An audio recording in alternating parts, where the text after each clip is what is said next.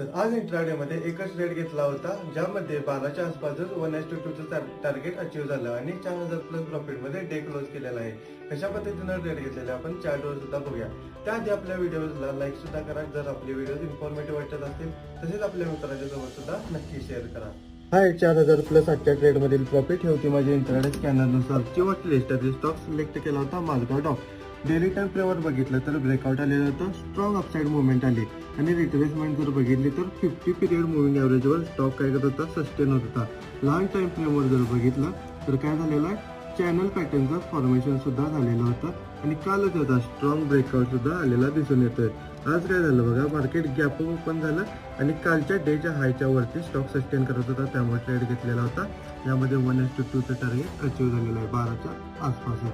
अशाच daily analysis लर्निंगसाठी आपल्या पेजला follow करा, आपल्या मित्रांसोबत सुद्धा व्हिडिओ शेअर करा.